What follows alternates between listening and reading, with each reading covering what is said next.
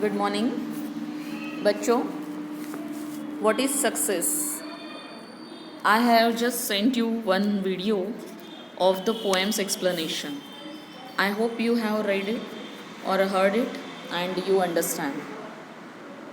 अभी हम लोग जिस पार्ट पे है वो पोएम का मार्जिनल क्वेश्चन पार्ट है. हम लोग पेज नंबर 96 पे हैं और पेज नंबर 96 पे जो आपको मार्जिन में क्वेश्चंस दिख रहे हैं वो मैंने एक्सप्लेन किए हैं. आपके सामने आपको उसके आंसर्स दिख रहे हैं बच्चों. So first question is, how many sentences are there in the poem?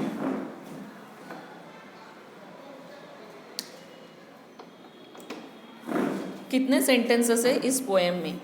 अगर आप स्टार्टिंग से ये पोएम पढ़ते हो तो आपको हर जगह पे सेमीकोलन नज़र आ रहे हैं और सिर्फ लास्ट लाइन जो है वहाँ पे फुल स्टॉप नज़र आ रहा है. इसका मतलब ये पूरे पोएम में सिर्फ एक सेंटेंस है. तो there is only one sentence in the poem is the answer. Second question है, हु विन द रिस्पेक्ट. क्या है? Who wins the respect of intelligent people. कौन इंटेलिजेंट लोगों का रिस्पेक्ट जीतता है? तो sensible person who speak sensibly, है ना.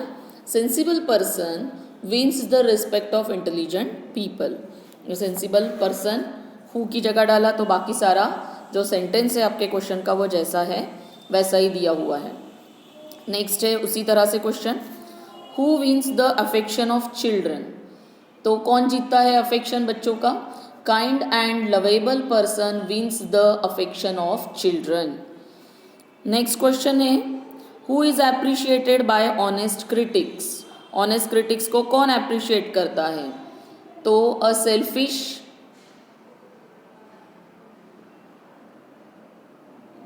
मेरे ख्याल से ये क्वेश्चन छूट गया है, ध्यान से देखिए, मैं उसका क्वेश्चन का आंसर बताती हूँ.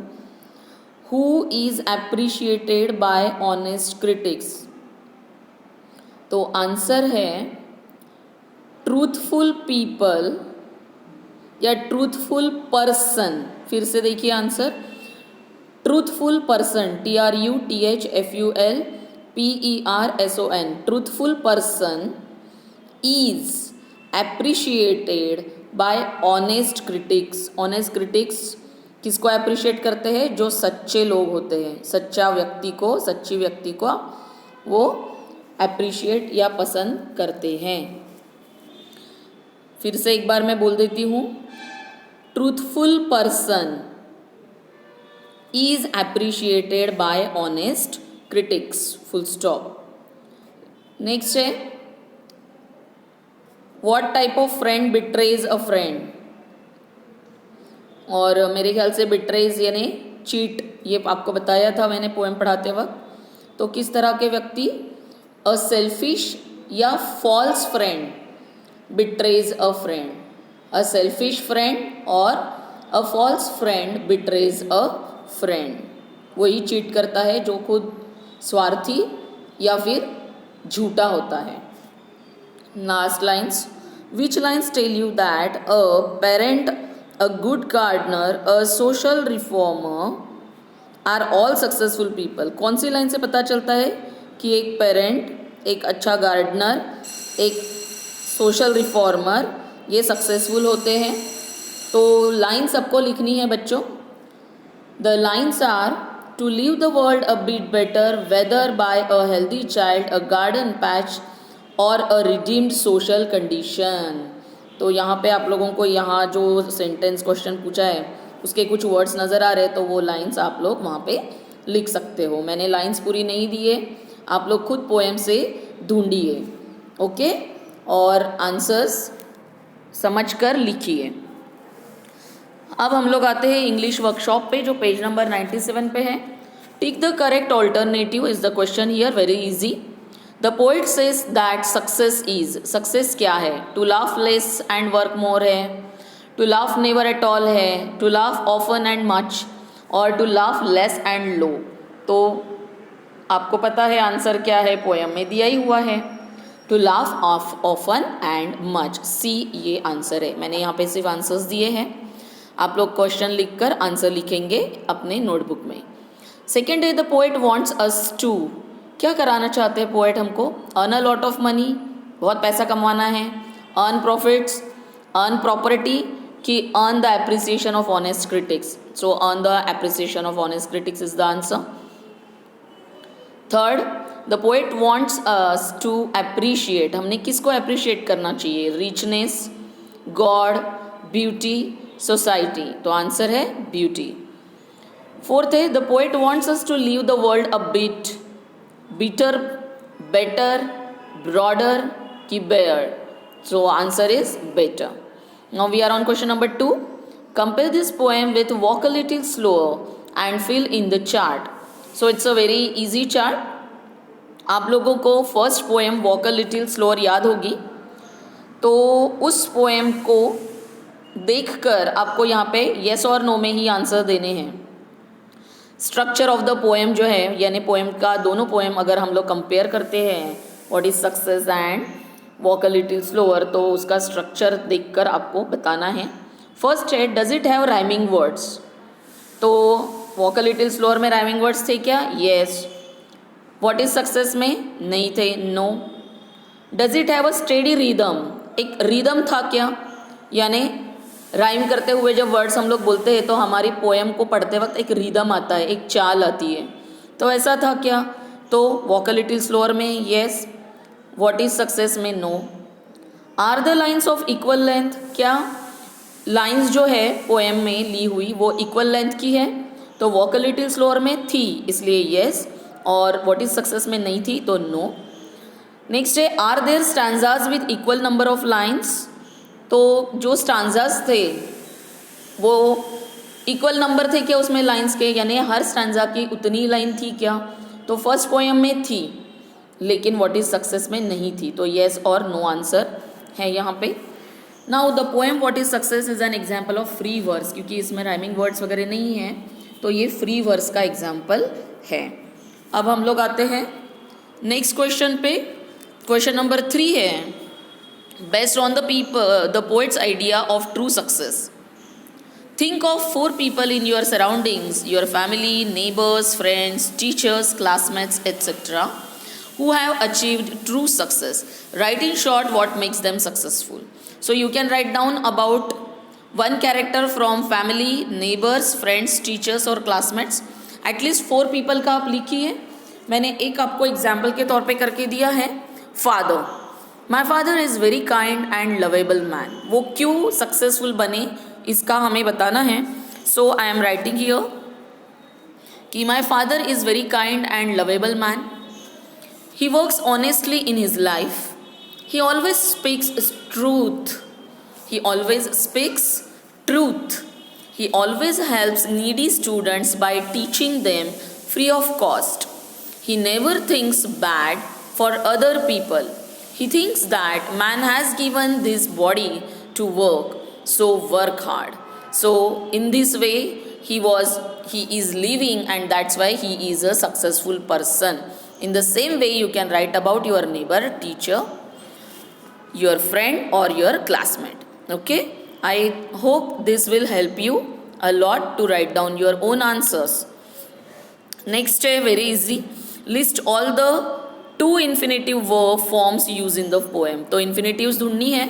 तो आपको पता है बच्चों, infinitives जो है वो वर्ब का फर्स्ट फॉर्म होता है जिसके पहले to लगता है ना? तो to walk, to talk, to speak, to run, to eat, to drink, to draw, to teach, ये सब कुछ वर्ब के फर्स्ट फॉर्म के साथ टू लगकर है, तो ये इन्फिनेटिव्स कहलाते हैं। तो आपको पोएम से इन्फिनेटिव्स ढूंढनी है। आपके सामने to laugh, to win, to earn, to appreciate, to find, to leave, to know, to have, ये इन्फिनेटिव्स ढूंढी है मैंने। और हो सकता है एक आधी मैंने नहीं लिखा होगा, तो आप लोग ज़रूर फिर से एक बार पोएम देखकर इन्फिनेटिव्स कंप्लीट करें। नेक्स्ट क्वेश्चन का आंसर है, पहले तो क्वेश्चन देख लेते हैं। In your opinion, what things will help to make the world a better place? आपके नज़र में, आपके ओपिनियन में, आपके विचारों में ऐसा क्या है जो बेटर प्लेस बना सकता है दुनिया को?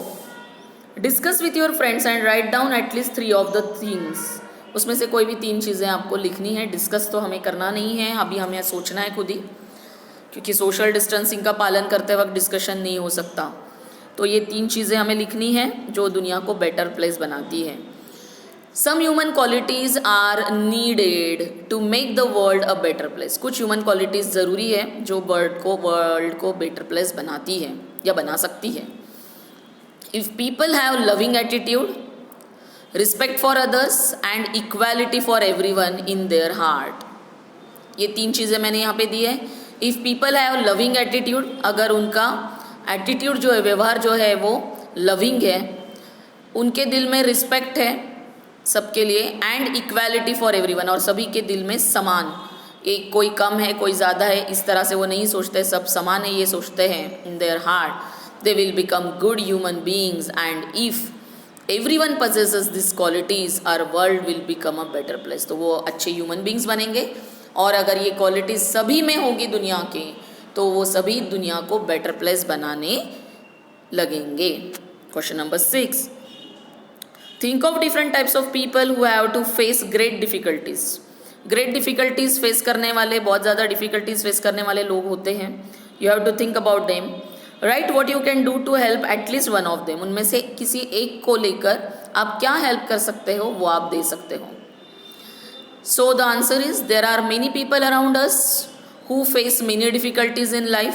बहुत सारे डिफ़िकल्टीज़ फेस करने वाले लोग हमारे दुनिया में हैं। अभी कोरोना के कार्यकाल में बच्चों, बहुत लोगों को बहुत ज़्यादा दिक्कत आई, और ये ज़्यादातर गरीब वर्ग थे जिनको अपनी खुद की नौकरी नहीं थी, जो छोटे मोटे काम करके अपने घरों को चलाते थे, तो उन्हें बहुत ज़्यादा प्रॉब्लम हुआ। अब हम उनमें से एक का एग्जाम्पल लेकर क्या कर सकते हैं वो देखते हैं। In my house the maid works in many houses. मेरे घर में एक मेड है जो who works in many houses, यहाँ पे कर लेना, the maid who works in many houses to earn money. वो पैसा कमाने के लिए बहुत घरों में काम करती है, but still she is short of money, but फिर भी उनके पास उतना पैसा नहीं होता है। टू टीच हर चिल्ड्रन, कि वो अपने बच्चों को पढ़ा सके। My mother gives her my old books and clothes and sometimes food. मेरी मम्मा उन्हें कभी बुक्स और क्लोथ्स देती है, कभी कभी फूड भी देती है, तो इस तरह से मदद होती है। आप यहाँ पे आई भी ले सकते हो, माई मदर की जगह पे I give her my old books and clothes and sometimes I teach them freely. ऐसा भी आप बोल सकते हो कि कभी कभी मैं उनको फ्रीली पढ़ा भी देता हूँ। तो आप क्या करते हो वो यहाँ पे आंसर हो सकता है। एंड क्वेश्चन नंबर 7 देखते हैं। Prepare a set of questions to interview a famous author और a well known social worker in your area. Well known social worker का मैंने इंटरव्यू नहीं दिया है, आप लोग आइडिया लेकर लिख सकते हो। फेमस ऑथर का इंटरव्यू 4-5 क्वेश्चन, 4 क्वेश्चंस लिए, क्योंकि ये 2 मार्क्स के लिए पूछा जा सकता है पर्सनल रिस्पॉन्स में। तो देखिए, अगर फेमस ऑथर है, यानी फेमस ऑथर क्या होता है, राइटर ना, लेखक, उससे क्या क्वेश्चन पूछ सकते हैं। Sir can you tell me what was your inspiration while writing the book. ये बुक लिखने के पीछे आपकी इंस्पिरेशन, आपकी प्रेरणा क्या रही थी। Why do you choose this topic, आपने ये टॉपिक क्यों चूज़ किया। What do you expect from people who read your book, आपकी बुक जो पढ़ेंगे उन लोगों से आप क्या एक्सपेक्ट करते हैं, क्या उम्मीद करते हैं। And lastly, do you find your book will be helpful, क्या आप अपनी बुक को हेल्पफुल पाओगे, या आपको लगता है कि आपकी बुक हेल्पफुल है क्या। तो कोई भी 2 क्वेश्चंस भी आप यहाँ से पूछ सकते हो। इस तरह से आप interviewing of a person, personal response question में लिख सकते हैं। यहाँ पे हमारी व्हाट इज़ सक्सेस ये पोएम कंप्लीट हुई है बच्चों। आई होप आपको पोएम भी समझ में आएगी और ये क्वेश्चन आंसर्स भी समझ में आएंगे। नहीं आने पे आप बार बार वीडियो सुनेंगे, क्वेश्चन आंसर्स लिख कर देखेंगे। वो क्वेश्चन आंसर्स कहाँ मिलते हैं आपको बुक में, पोएम में, वो देखिए, और बार बार रिवीजन करने से कोई भी चीज़ आसान हो जाती है। सो आज के लिए इतना काफ़ी है। Have a good day. We will meet in the next video with a new lesson. Thank you.